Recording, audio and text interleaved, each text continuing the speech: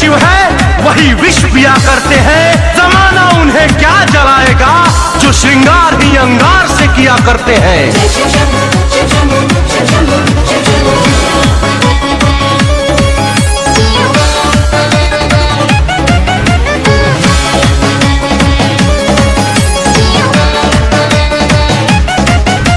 दुश्मनों की गोलियों से हम मरा नहीं करते, भोलेनाथ के दीवाने हैं। हम किसी से डरा नहीं करते, हम बनारसी हैं गुरु, हम पर भोलेनाथ का साया है। हमारे लिए महादेव ही सब कुछ है, बाकी सब मोह माया है।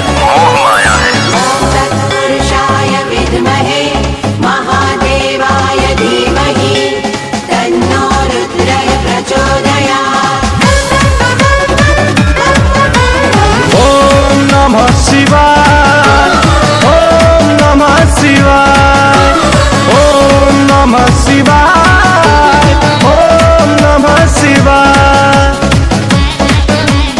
ओम त्र्यंबकं यजामहे सुगंधिं पुष्टिवर्धनम् उर्वारुकमिव बन्धनात् मृत्योर्मुक्षीयमामृतात्। हर हर महादेव शिव शंभो काशी विश्वनाथ गंगे।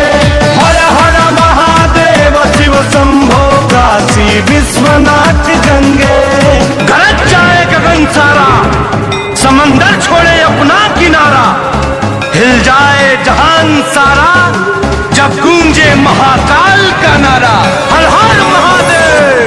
अकाल मृत्यु वो मरे जो कर्म करे चांडाल का, अरे काल भी उसका क्या करे जो भक्त हो महाकाल का। हर हर